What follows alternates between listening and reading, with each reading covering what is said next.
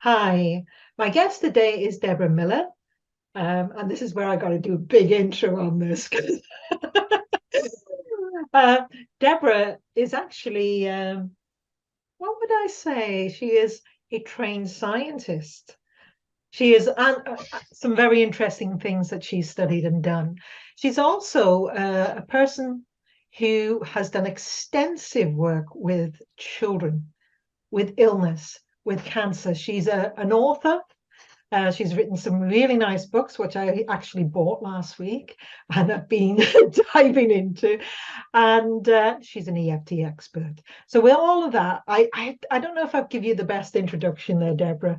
I think I could have said a lot more there, but welcome to my show. Well, thank you. I appreciate the invitation, and I'm really happy to be here and to share about tapping and children and some of the things that I've learned by working with them. Yeah, I mean, you can have a theoretical knowledge of working with children, but when you work in real face to face with them, it's a very different experience, isn't it? Definitely. And not just with them, with yourself. It With takes who? you another with yourself. Oh, yeah. Mhm. Because, well, children with illness brings up a lot of emotions for the people involved, and then you become involved. Well, absolutely. It would be very difficult not to get that heart connection with young children Yeah. going through those experiences, isn't it, really? Yes. So, with that being said, with your background in science, what brought you to EFT? Actually, I was taking a prosperity course online, and somebody did an offering of EFT, and I just loved it from the moment I saw it. And that's almost 20 years ago now. Yeah, it was Mhm. 2003 when I really came into EFT, and I just started studying it, using it right from the beginning, and never stopped. I still use it all the time. Yeah, I think once you get hooked on it, you're hooked on it, really, aren't you? Yeah. But I like it from the scientific point as well. So this is one of the things that I really like, because like working with the children, or even working with anyone, by doing the tapping, you're helping the stress hormones drop off.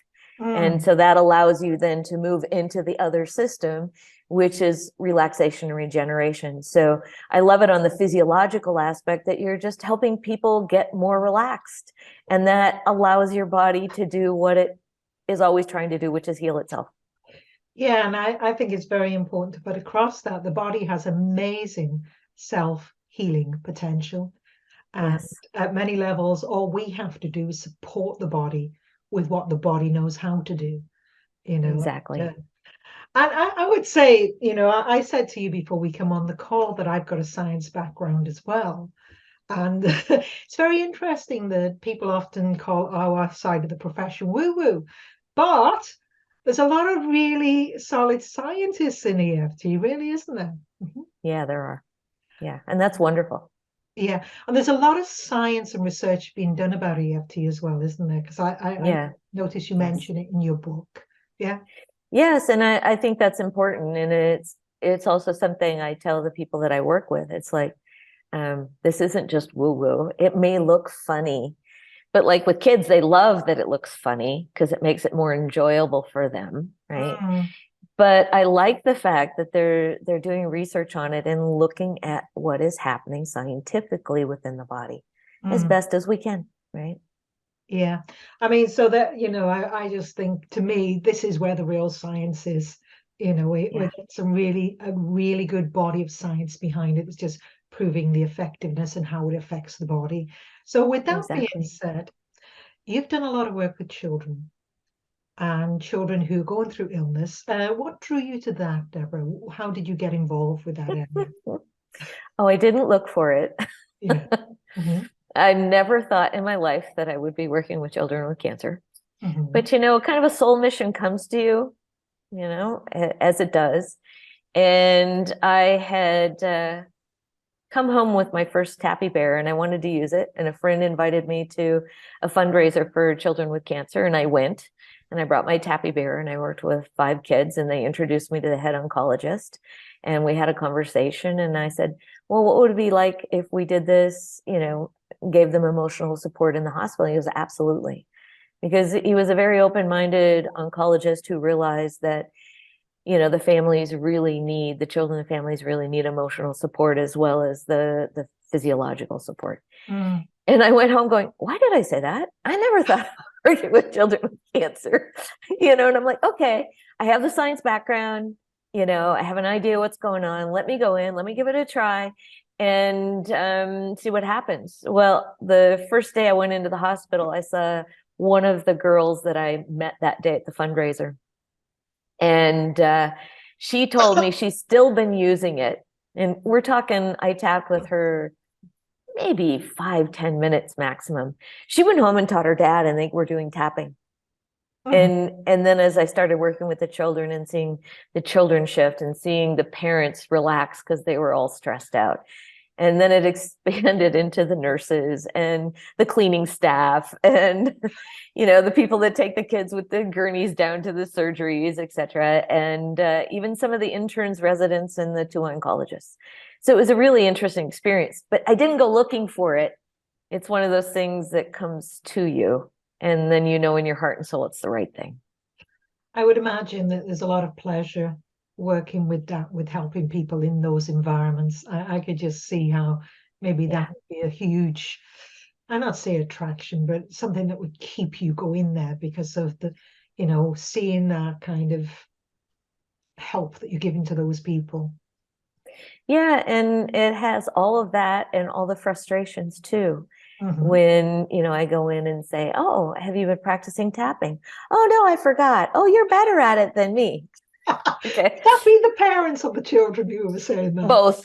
Yeah. Both, depending on the age of the children. Yeah, but it was both. And so that was actually how the Dragon with Flames of Love came about, because they kept having this excuse of not knowing it.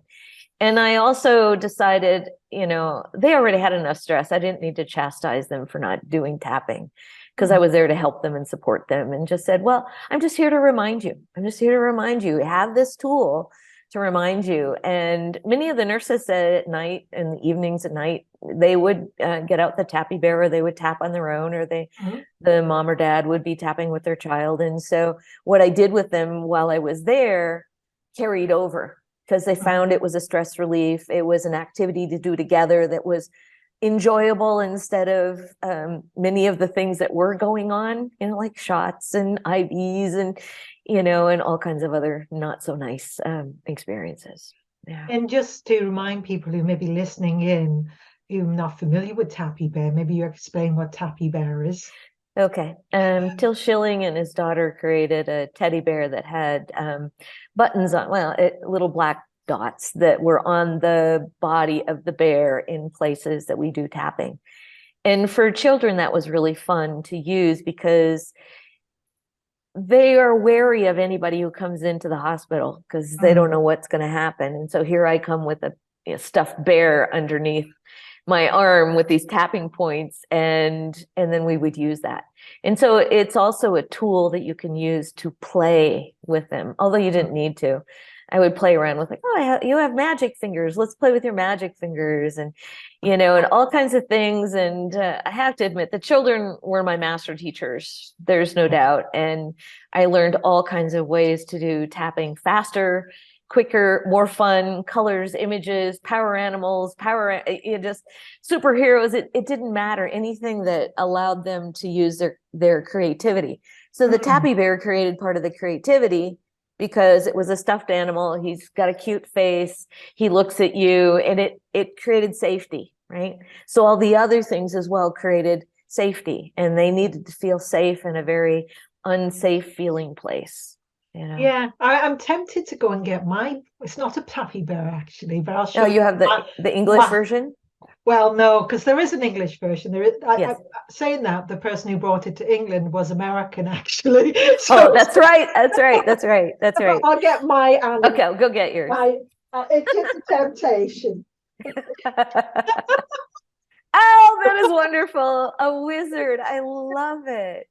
Because I come from I came in just prior to doing the EFT and learning EFT many, many, many years ago. I came in through NLP, and they have a character called the Wizard, and this is the Wizard. The Wizard. That's beautiful. Well, this is why I also like tapping, because it's so flexible, right? Yeah. And working in the hospital, I had to be flexible, because there was one day I came in and a child was on the gurney, and the man who was taking the child in for surgery stopped and asked me to tap with the child. Mm. I had about 2 minutes, Yeah. right? But then afterward, actually, I ran into the surgeon. He says, "What did you do? I've never had a child be so calm." Because, of course, once they get there, they're alone. They're not with a Yeah. family member anymore, and it's really traumatic. So we get to be playful, but yet creating that playfulness also created safety for all the people involved to call me in, Mm. right? And participate when they were putting in an IV. Nurses would say, "Yeah, it's like that. I see the child relax. It's like as they relax, then the vein pops up further." And she's just like, "I see the vein," right? And so they don't want to traumatize their patient. So having someone come in and calm the child allowed them to be calmer. And so it became this very reciprocal action by Mm. working with tapping in the hospital setting. It was a incredible experience. Incredible. And I was just going to say there, the importance of working with those emotions is Yes. incredible, isn't it, really? Yes. Because you're in a hospital setting, and anyone in that environment is going to be quite stressed. If Yes. you're just going through the process, you're having these different procedures done on you, can get very serious, very Yes. rapidly, and you know that doesn't help anything here. And It doesn't help in the state that I live in, there's a lot of indigenous. So on mm, occasion there would be children and a parent coming in who did even speak Spanish. So mhm, now not only do you have the trauma of being in a hospital and dealing with an illness, you don't understand a word. And so they had to try and find translators, but sometimes it took a day or two or three before they could find a translator. And then I just can't imagine the internal panic that was going on. But I found, one little boy, he would see me and he would get out his tappy bear the moment he saw me, and we would do tapping together. Not a single word in common, didn't matter, right? So this is another aspect of the beauty. It's like whether you have the same language or not, you have an energetic language, mm, right? And you're tapping on meridian endpoints that create a frequency and a vibration in your body that help your body relax. And then you become calmer, and then you can have a different outlook, you know? yeah, absolutely. I mean, I went over to the Philippines and I tapped with children over there. Yeah. And I don't speak the language. And we taught them the tapping with a song because they were very young indeed. And they were just dancing in the streets, singing it when they saw us. I would imagine a similar thing happens to you Yeah. there, you Yeah. know. Uh, Exactly. yeah, they get it in their mind, and it can be fun to do that, So, It, it, mhm. yeah, it can be a lot of fun. So with all of that being said, if you go down there as well, the body repairs itself when it begins to feel safe, isn't it? And if you're in fight Yeah. or flight stress response, it's not helping healing and recovery anyway. So melding the medical with the emotional is just so important there. It's very important. And in the case of children, Mhm. um, the other circle is parent child. So when the parent is anxious and fearful and worried, the child perceives it. Mm. So then they can't really relax as well. So many times I was tapping with the parent, just really simple things about releasing stress and fear. And usually the child was watching, and they'd watch their parent relax and they would instantly relax. We hadn't even done any tapping, they were just watching. So I would remind the parents, it's like, yes, I know you want to put your child first. And yes, you are, but putting your child first means taking care of yourself so that you're calm and present, so that your child feels safe with you and safe where they are. Mm. And that was a huge thing because, fear was probably one of the biggest emotions that I came across there. Fear of everything, fear of the needles, fear of the nurses, fear of white, fear of what could happen or what wouldn't Mm. happen, so it circulated over and over. Because they're put into a situation where literally they have no control. Very little, Yeah. absolutely. Yeah, And I very, would very say little. I would say about parents as well. They going into that situation, many of them would feel powerless helpless in Yes. that situation. Yes. And, you know, the moment you start to take action, you come into Yeah. power, doesn't it? And you Yeah. know, and that's what you're offering them. Start to take action to begin to help your child by you doing this. Mhm. Yeah. I actually had a mother that I met when I was first in the hospital. So I was still learning as well. And Mhm. we would do tapping, her and her child and I. And she said, you know, after doing the tapping, she said, I could actually see beyond my situation and Mhm. help some of the other mothers or fathers that were there. Where before she was just in her little bubble of her issue and her problem. Mm. And so taking action helped her feel calm and work with her child, but it also allowed her then to help other parents who were coming in and were just as shocked as she was when she got there. And she was always so grateful for that, right? Because it allowed her to serve her child as well as serve others in the situation, because this is that ripple effect, right? Mm. So when one parent calms, the other child calms, and then another parent calms, because they're kind of getting the tapping just by being in the same place with the others. You know, it's like talking about science, talking about frequency, talking about kind of quantum science. It's like, what are you vibrating? What is your emotional vibration? If you're in fear, we say it's a low vibration. And if you're up Mm. in love, it's a high vibration. And but it's just a different frequency. So, you know, if you're all in fear, you're all vibrating at the same level, and one goes up here, it's easier to get up there.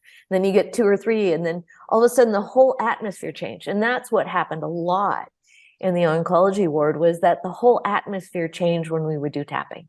So Yes. sometimes we would do it individually. Sometimes we were doing all the parents, all the children together, all the nurses together. Sometimes if we could get a few minutes in while they were working. And it was always interesting to observe that, right? And it Yeah. changed everything by changing that frequency within and around.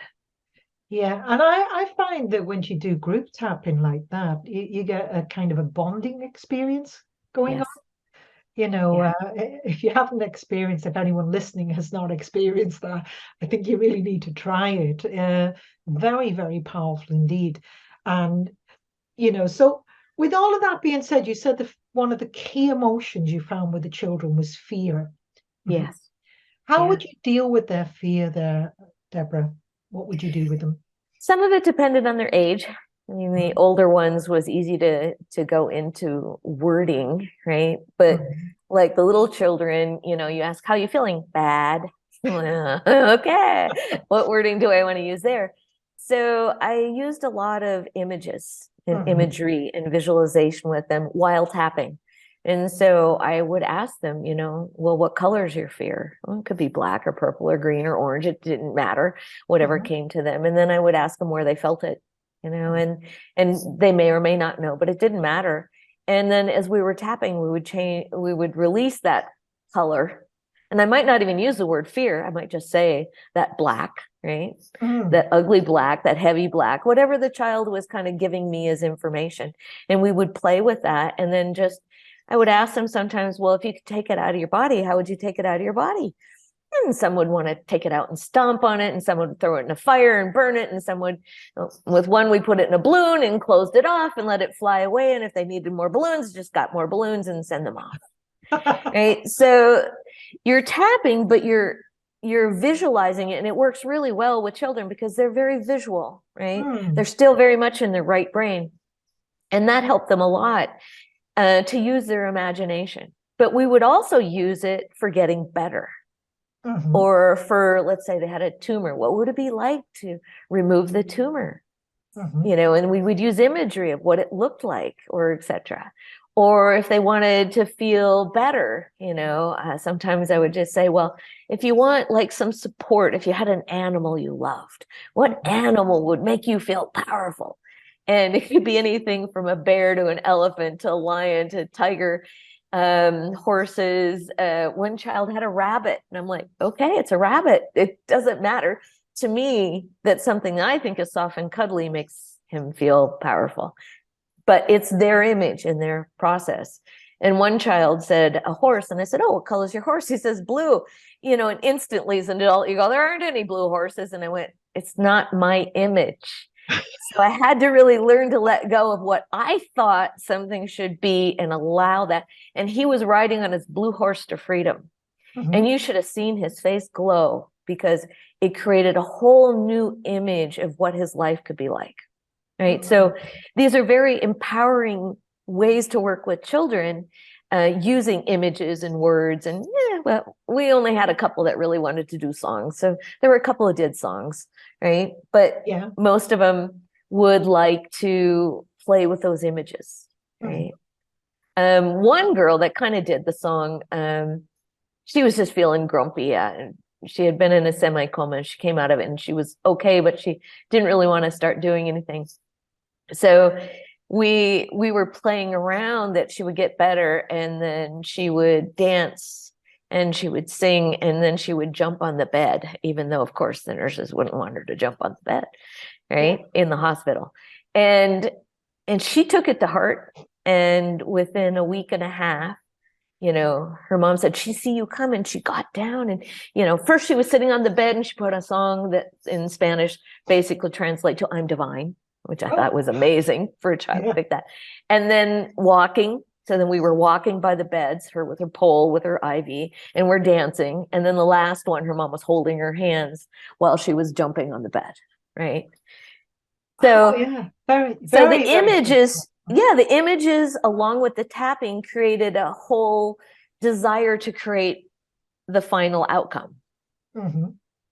It changed the way her mother interacted with her daughter, because the mother was the one that was mostly there. Also the father when he was there, because they had a goal in a way, right? We're going to dance and we're going to jump on the bed. And they were physically doing that, weren't they? They were physically doing that. I mean, you talk about dancing. I was a professional dancer for many years in my life, so I have a science background and a show business background. Beautiful. There's a beautiful energy that goes when you're free to move the body like that. And I think it's stunningly empowering. And not only that, since it wasn't allowed in the hospital, I think there's a little bit of the There's a little bit of that. Well, the dancing was not really a problem because she was at the side of her bed, but she still had her pole with her IV on it. And jumping on the bed, I mean, she probably jumped about this far off the but it was the idea and the concept. And as you get to know the nurses, and the nurses know the families and the children, I mean, they really weren't going to say she couldn't do that, because, it wasn't something she was going to do every day. It was to finalize a goal and to accomplish something that is saying, I'm getting better and I'm choosing to get better. So those images created an idea and a concept of how we could play and how we could have a goal and something to reach for, instead of just sitting there, lying on the bed, hopeless, not knowing what to do, feeling horrible. They had a direction. Right? I never think it serves anyone when we dwell with a problem. We sit with the problem and we just are with that. What you're putting them into is a mindset, a solution focused mindset. What do you want? And then you're taking them on that journey. And the thing is, the body does need movement, It does. And in the hospital, you're kind of stuck not moving. And you're kind of sitting in the misery, you and all the others around you, right? It's like, what other focus is there, right? So creating it and using the images and the colors and sometimes it was a superhero or whatever, whatever the child chose or wanted, that's what we went with. And then I would play with it. We would expand it and helping them take it another step further than what they were imagining. And would you like it this, or would you like that? And then they could choose from there, right? And were you having them tap all the whilst they went into the creativity? Yeah. Mostly. And every once in a while I had them stop and just think and visualize, but mostly we were tapping at the same time.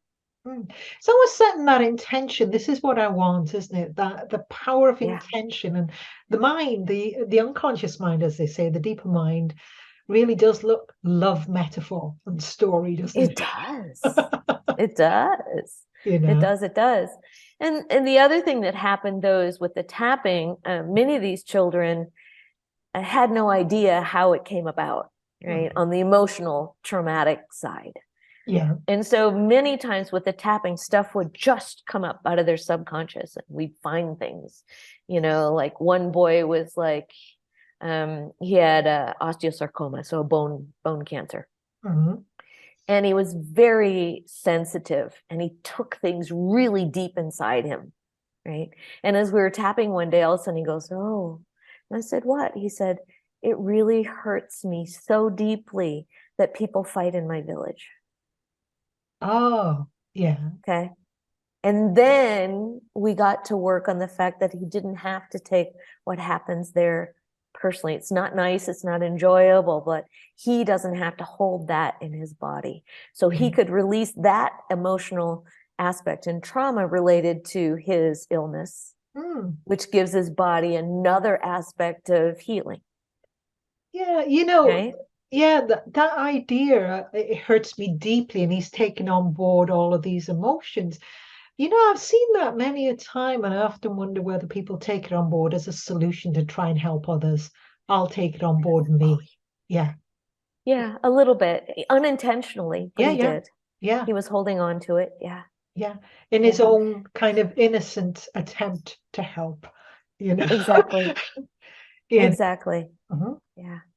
But and there's the beauty in releasing that for someone, because us suffering doesn't help anyone, you know. But he didn't even realize, No, so no. how can you release it if you're not aware? And this is one of the beauties for me of tapping. It helps us get into the subconscious beliefs and bring them right up. And, Yeah. I was working with children, but I also love working with the inner child, so, adults and well, teens, adults, working on that aspect and coming up and maybe working with their 5-year-old or their 12-year-old or whoever took on some false belief or had some traumatic experience and Mm. didn't know how to release it because the adults around didn't know how or thought they did and actually caused more trauma, right? Yeah. Without intending. Yeah. I think, we're not really taught that at school, how to release these emotional things we experience. So I think, I don't know, we'd be the one-off person in the world if we were able to go through childhood without accumulating a couple of Something. traumas. Exactly. So, Well, I would always remind them, that emotions are information, mm, so anger was another emotion that came up a lot in the hospital, and angry that they had to sit there, angry that they had to fast, angry that they were getting poked, and just the unfairness of it all, mm, and helping them understand that that was an emotion that they could use and channel, to empower themselves instead of just being angry at someone mm. or something. And it was fun to work with children. And there was a 5-year-old, his mom said, one day we saw him out in the patio and he's just tapping away. Comes back and he's fine. They're like, oh, I was angry. I mean, How were they and he working just, with their anger? How did you teach them to work with their anger? What method did you use? well, a little bit of that vision again, like what does it look like? What does it feel like? Where is it? Right. And then the same kind of thing, they could take it out or they could have a wind come or, blow it away, or they could wash it away, or they could put it in a balloon. And I used a lot of images because that helped them figure out that they could take whatever it is and make it feel like it was real physical and then take it out. The emotion feels physical, but it's still an emotion. So then they would have a way to like take it out of their body, Mm. and somebody could take it away or it gets thrown in the garbage can and then the garbage truck comes and takes it away. I mean, there were millions of ways that we worked to let them have that, but we used lots of images of what came to them.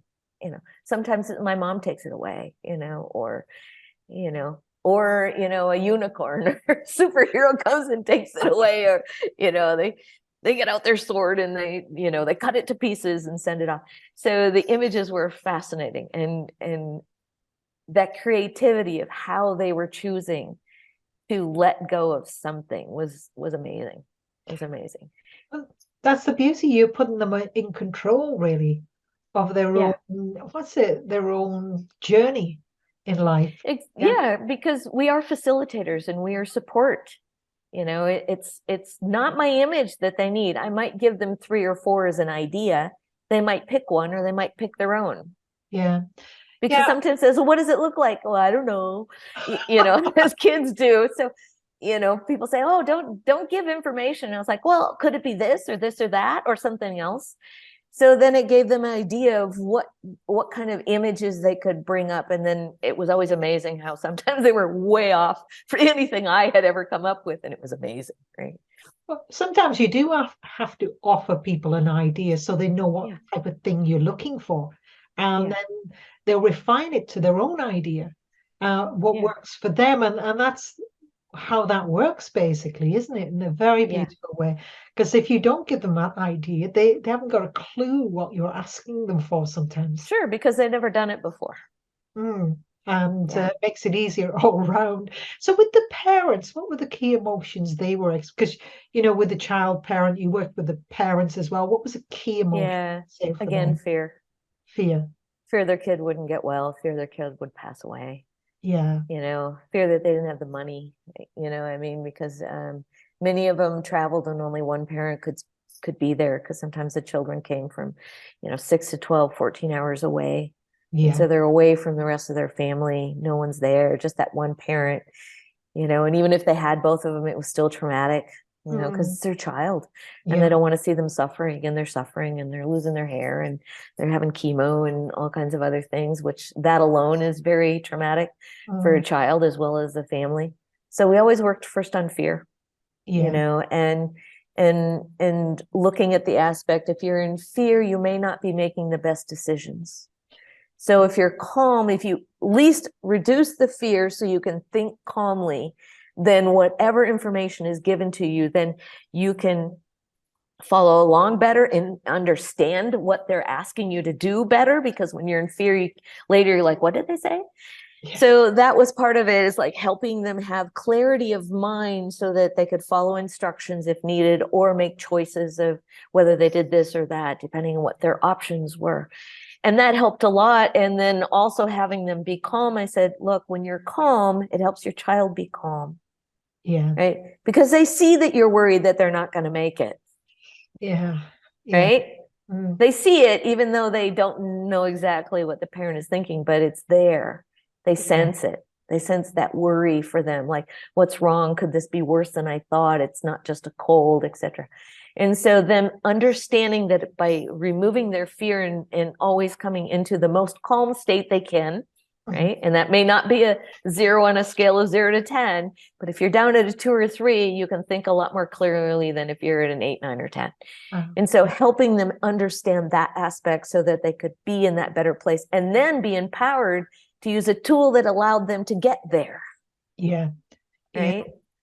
They're not hopeless. They're not powerless, because that was the fear also came, and the anger would come from feeling powerless. Yeah.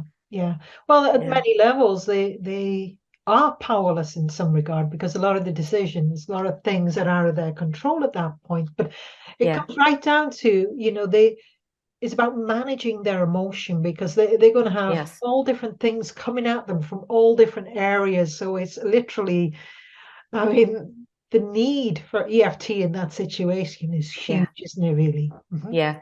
And to be there directly in the hospital with them was just such an honor, because you're directly in the situation at the moment they need it. Right? Because it's beautiful and wonderful to do it, like, let's say they go out for lunch, or, you know, or they've gone home, or there's a group class after they've been in the hospital. It's beautiful. It's wonderful. But dealing with your emotion in the moments that it's happening, and then empowering yourself is really, really a huge gift to the parent and the child and the people working with them, you know, being the nurses mostly, because they're the ones that are there most of the time, right?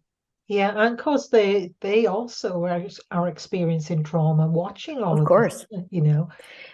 You can't not get attached to some of those children. They're amazing, amazing little beings. And so if they're suffering, you know, the nurses sometimes are really suffering, or they did the opposite, would become more distant. Say that again? become more distant. You mean You the know, nurses would become the more- nurses would Yeah. become a little bit, they would either get really close and really feel it and suffer silently, or sometimes, you know, that colder face of Mm, not getting personally involved because I may lose you as well, just like a parent, you know, I may Yeah. lose you and I don't want to see it or feel it, so I'm gonna close it down. yeah. And so helping the nurses deal with that aspect. So actually, I found them all warmer, more close, more playful with the nurses as they released their sometimes just tiredness from being on their feet all day. Oh, yeah. Allowed them to be much more present with mother, father, and child, right? Yeah. And it was such a gift to them because then they could release that as well and then go home calmer to be with their families, right? Which is key, isn't it, really? Because, you know, Yeah. you're working in such a stressed environment. And, you know, if you've got no tools to deal with that, they are going to take it home and eventually they could break down themselves.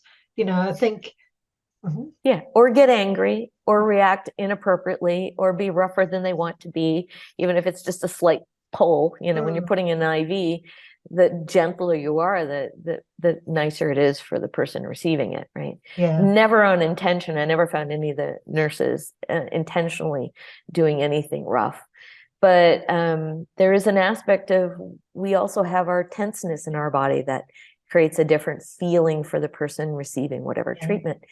You know, and the nurses being busy as they are said, well, we don't have time. I said, do you ever have to go to the bathroom? So do another round or two when you're in the bathroom, then come back out. And, you know, surprisingly enough, quite a few did, you know. Yeah. So when they had that little break, they were just like, and it was, she said, it didn't all go away, but it was enough for me to really just be present in the moment. And that's what they needed. I Yeah. think with that type of job, you really would need to be doing a lot of tapping on a Yeah. regular basis because you're Yeah. continually having stress come at you left, right, and center. You know, there can be different situations with EFT. Sometimes people only experience one big trauma, but there it's a constant thing. So, like you say, it enabled the nurses to be more present in the moment and therefore Yeah. a better environment all around from children, parents, and nurses. Mhm. And also not even react to the parents when they were angry. Who would they take their anger out? At the people who were there more. It was more the nurses and the doctors because the nurses were there more Yeah. throughout the day. And so then not to take that personally and let that go too. Because even though they know it's not personal, when you have somebody yelling at you, you can feel again that frequency of anger hitting you, and it Oh, does yeah. have an effect. So it allowed them to be in a non-combative responsive mode, right? And so that was a good thing as well. So it was a really wonderful thing for everyone involved. And you know, I even had one day the nurse comes up, can you work with the cleaning lady? She just got traumatized, right? Because one of her favorite kids had to go to surgery or something happened to him. And so I did. I tapped with her, and then she became calm. So we forget it's not just the people directly involved, but it's also the friends, it's the extended family, right? And it's all the people who work in that place. It might even be the secretary has to fill out the forms, you know. I mean, it's much bigger than what we think. Mm. But it's also beautiful because it can be a really amazing community when everybody is working together. It sounds like that's what happened in the hospital at that point, you know, and Yeah, it did. I know the children have now moved to a different location. So Oh, you're not, many of them are now young adults. are they now? Yeah, one is in his first year of university, another one's 22. Her cancer came back and she ended up losing her left leg. And Yeah. she was the most fearful young girl that I met when I met her. And she kept working, we kept doing the tapping and things. She is now an athlete who does the Paralympics riding a regular bike. Mhm. So you can take the most fearful child and then see this amazing outcome, right? She just kept overcoming all the obstacles. It didn't matter. She just kept going forward and forward, forward. And there's quite a few of them that are like that, you know, where they just really step forward into life. Well, I think with whatever all the work and using EFT and all that, it develops a mindset, isn't it, really? You know, Yeah. you think they've got through that really difficult period of their lives. Yeah. And, you know, that's probably an amazing mindset they have inside. You know, that's, you know, it's a huge challenge for those people. And there they are on Yes. the other side. You know, I think they must be taking something positive from that, that they faced that and there they are now, you know. And they recognize, like the young man who's in college now, he invited the oncologist and myself to his brother's university graduation. He said, "Me and my whole family, it wouldn't be right if the two of you weren't there." So we went, right? We're sitting at the table, eating and laughing and talking, and even laughing and talking about the whole experience. Hmm.